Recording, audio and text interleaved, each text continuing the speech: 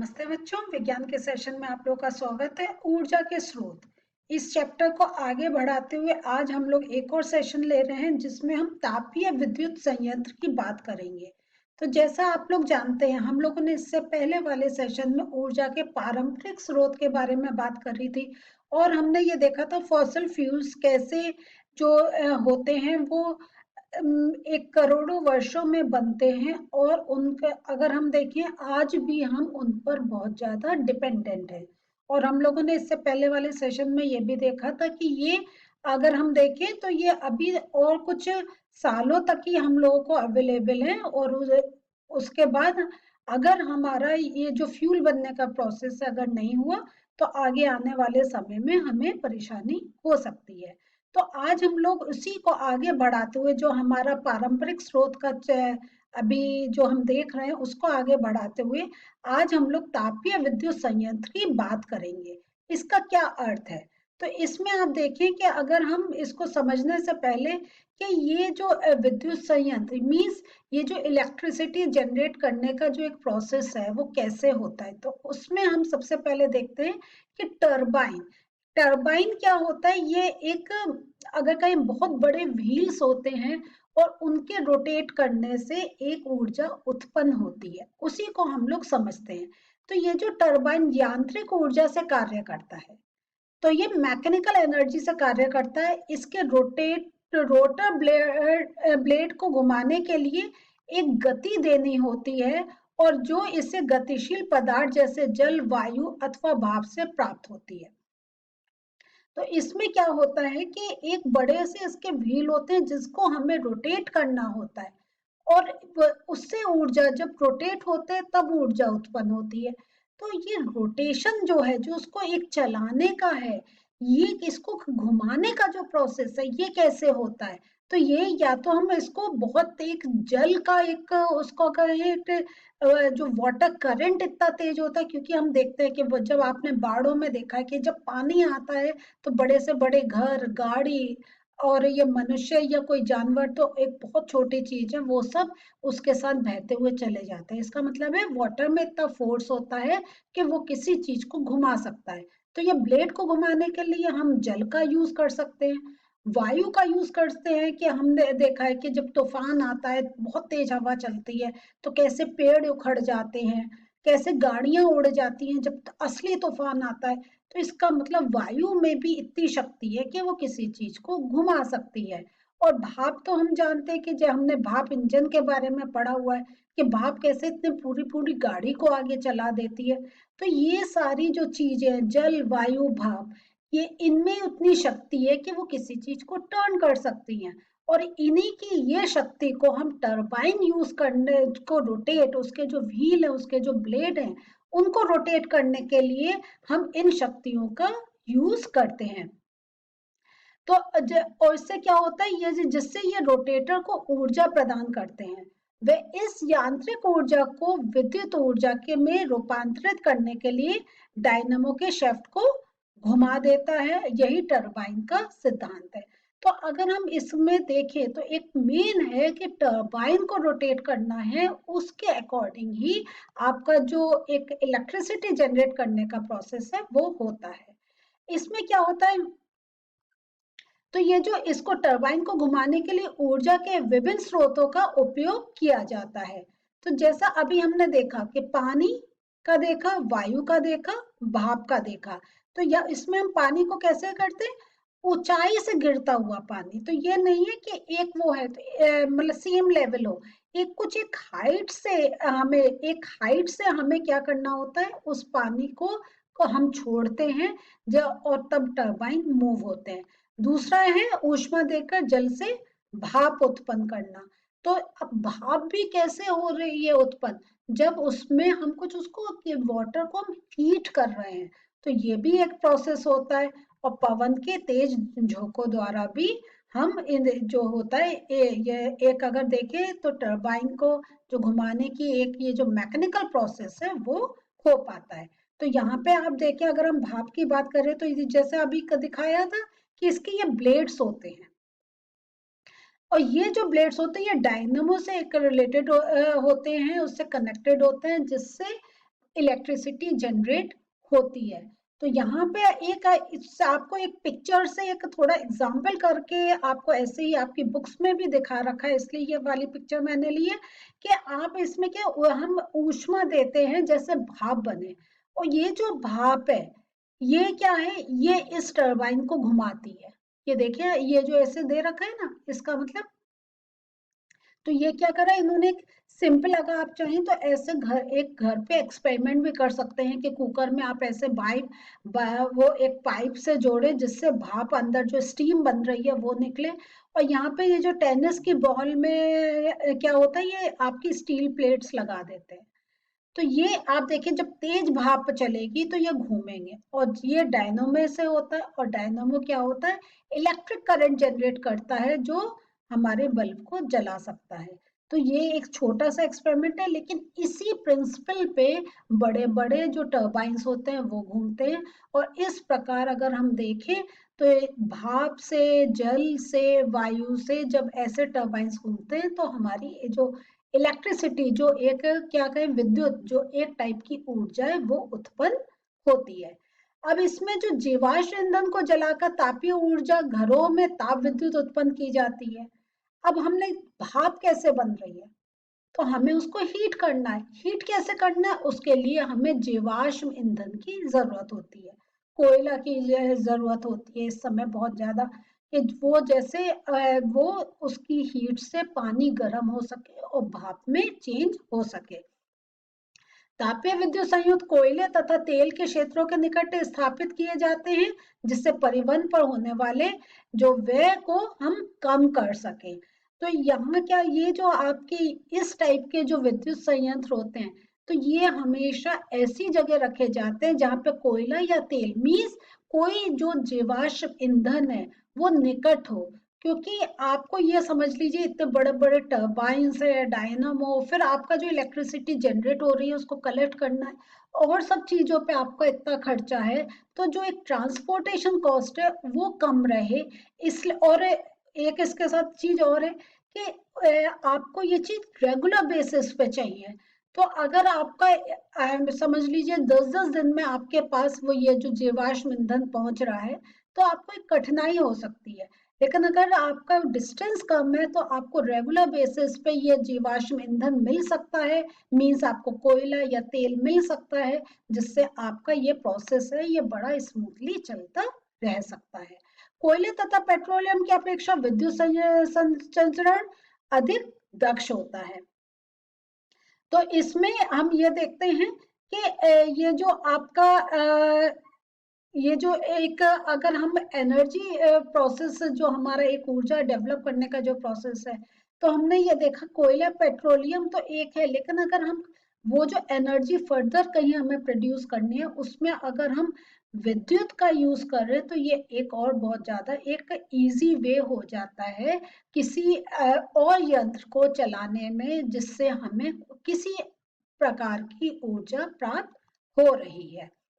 तो इसमें अब मैं आपको ये मार्क करे हुए दिखा रही हूँ, तो ये इम्पोर्टेंट पॉइंट्स है, इनको ध्यान रखें कि ईंधन को जलाकर तापीय ऊर्जा घरों में। अब हम लोग आगे देखते हैं जो तापीय विद्युत संयंत्र है, इसका हम लोग और डिटेल में थोड़ा समझते हैं। ये जो जीवाश्म ईंधन को जलाकर तापीय ऊर्जा घरों में जीवाश्म ईंधन को जलाकर तापीय ऊर्जा घरों में ताप विद्युत उत्पन्न की जाती है।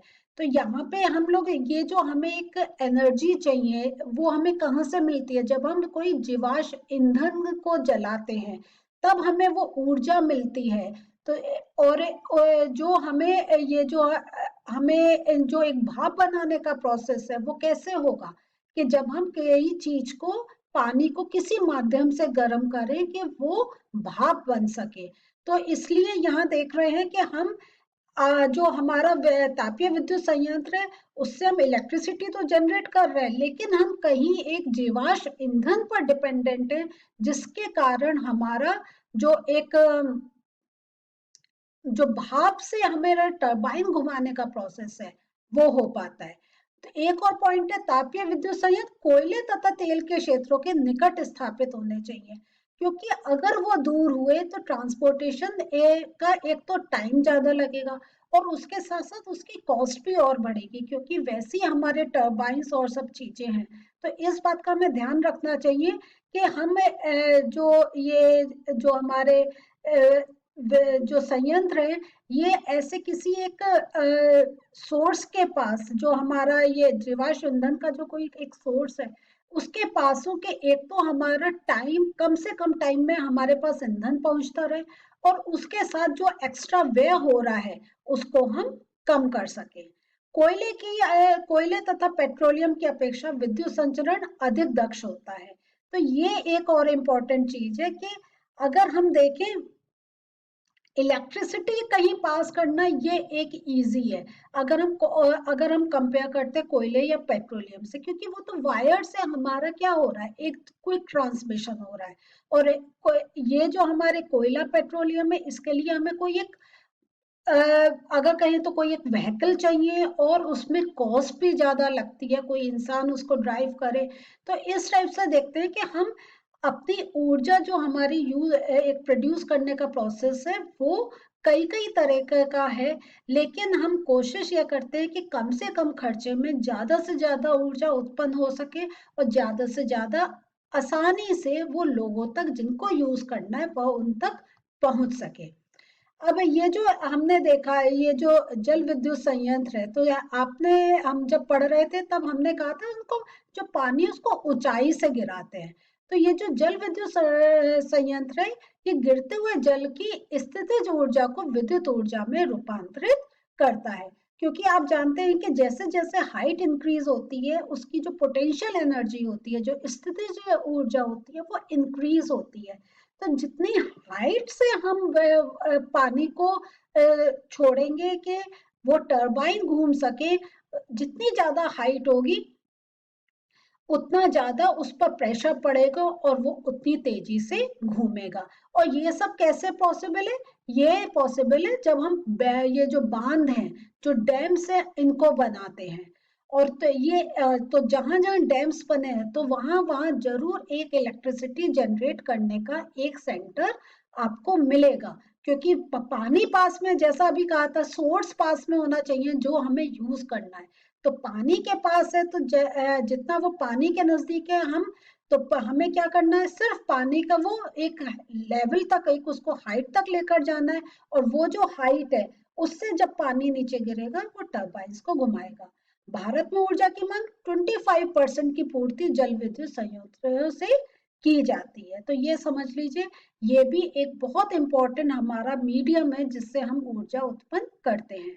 अब जो हम कह रहे हैं बांध निर्माण, डैम्स का कंस्ट्रक्शन, लेकिन उसके साथ भी हमें अगर देखें, गवर्नमेंट को बहुत ज्यादा समस्याएं एक सामना फेस करना पड़ता है। कि बांधों के निर्माण से क्या होता है, जो कृषि योग्य भूमि होती है और जो मानव आवास, जो एक रेजिडेंशियल प्लेस होता है, वो डूबने के कारण नष्ट हो सकते हैं।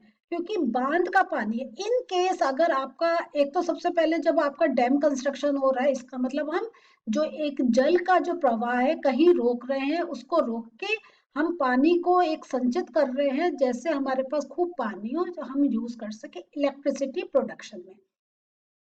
दूसरा क्या है कि अगर, तो वो जब हम वो कर रहे हैं, तो मीन्स जो पानी का फ्लो है वो कहीं ना कहीं रुक रहा है, तो जो आसपास के लोग हैं उनको परेशानी हो सकती है, क्योंकि उनका जो एक पानी का सोर्स है वो कहीं जाके रुक रहा है। दूसरा एक और चीज है कि अगर डैम में कुछ खराबी आई या कोई और प्रॉब्लम आई, डैम टूट गया, तो वहां पे क्या इतना पानी होता है, आपने देखा होगा जरूर डैम, नहीं देखा तो कभी मौका लगे जरूर एक डैम जाके देखें आप, आपको पता चलेगा कितना पानी रहता है। और अगर डैम टूट जाए, आपने बाढ़ों में भी सुना होगा, वो डैम की दीवार टूट गई, तो वहां पे बाढ़ की समस्या हो जाती है, जिससे कि लोग बेघर हो जाते हैं, पारिस्थितिक तंत्र नष्ट हो जाता है, जो हमारा पूरा इकोसिस्टम है। जैसा मैंने कहा अभी आपको कि पानी का कहीं एक अगर नदी जा रही है, उसको रोक दिया जाता है, तो वहां का पूरा एक इकोसिस्टम डिस्टर्ब हो जाता है, कि वो पानी पहले जहाँ खेतों में जा रहा था, जो लोग उसको यूज कर रहे थे, वो सब एक डिस्टर्ब हो जाता है। पेड़ पौधे वनस्पति का जल में डूबने से, अवायवीय परिस्थितियों में सड़ने से मीथेन गैस उत्पन्न होना, जो कि ग्रीन हाउस गैस है। एक और ये समस्या हो जाती है, क्योंकि जब आपका कि कहीं बिल्कुल पानी नहीं है, कहीं बहुत ज्यादा है। तो जो आपका एक अगर कहीं डिजेनरेट हो रहा है, जो आपकी सड़ रही हैं चीजें, तो जब ऐसे ये कोई एक हमारे पौधे या जो हमारे पशु हैं, ये अगर इनकी मृत्यु हो गई है, पौधे नीचे बेकार हो गए हैं, तो जब इनका एक डिग्रेडेशन का प्रोसेस होता है, जब ये सड़ना शुरू करते हैं, तो अलग अलग टाइप की गैस निकालते हैं, जिसमें एक मीथेन भी होती है। और इससे क्या होता है, जब ऐसी गैसेस होती है तो ग्रीन हाउस गैस का एक इफेक्ट आ जाता है। मींस वो एक टेम्परेचर इतना ज्यादा इंक्रीज हो जाता है और जो पूरा इकोसिस्टम है वो एक डिस्टर्ब हो जाता है। अच्छा, ये जो ऊर्जा के पारंपरिक स्रोतों के उपयोग के लिए प्रौद्योगिकी में सुधार, तो ये हम कैसे इनका देखिए, अगर हम ये एक चीज देखते हैं कि ये सब चीजें हमारा ये जनरेट करना, डैम बनाना, इलेक्ट्रिसिटी जनरेट करना, ये सब हमारे लिए जरूरी है, क्योंकि हमारे जो एक दिनचर्या है वो इस पे कहीं ना कहीं किसी रूप में डिपेंडेंट है, चाहे डायरेक्ट चाहे इनडायरेक्ट, क्योंकि हम जो चीजें यूज कर रहे हैं वो किसी फैक्ट्री में बन रही है, फैक्ट्री में इसी टाइप का कोई फ्यूल चाहिए। तो ये अगर हम देखें तो ये हमारे लिए बहुत जरूरी है। मेन जैसा हमने पहले भी पढ़ा था कि हम जैसे जीवाश्म फ्यूल है, फॉसल फ्यूल है, इसको यूज करें, लेकिन पॉल्यूशन कैसे हो रहा है इसको कंट्रोल करें। तो ऐसी ही इनमें भी हमारे जो पारंपरिक स्रोतों के लिए प्रौद्योगिकी में सुधार के क्रम अगर हम देखें, दो हैं। एक है जैव मात्रा बायोमास और एक है पवन ऊर्जा। क्या अगर हम और कोई ऑल्टरनेटिव ढूंढ सके जिससे अगर हमारा जो टरबाइन मूव करने का प्रोसेस है या और किसी वे में हम इलेक्ट्रिसिटी जनरेट कर सकते हैं, अगर हम इन बातों को समझ सके, तो हम देखते हैं कि हम अपना एक इकोसिस्टम को मेंटेन करते हुए अपने ऊर्जा स्रोतों में कोई कमी नहीं कर सकते हैं। तो ये जो आपका जैव मात्रा पवन ऊर्जा, इनका जो है ये हम लोग आने वाले सेशंस में समझेंगे कि इनसे कैसे हम ऊर्जा उत्पन्न कर सकते हैं। तो अभी जो आज हमने इस सेशन में पढ़ा है वो ये देखा है कि कैसे जल के द्वारा हम विद्युत एक जो हमारा सोर्स ऑफ एनर्जी उसको हम कैसे प्रोड्यूस करते हैं। और उसके साथ हमने बांध का भी समझा कि डैम देखें तो जरूरी भी हमारे लिए बहुत है, लेकिन समय की मांग के अकॉर्डिंग हमें देखना है कि अगर हम डैम बना रहे हैं तो आसपास की जो एक कमी हो रही है उसको कैसे पूरा कर सके। तो अगले सेशन में फिर मिलते हैं। नमस्ते।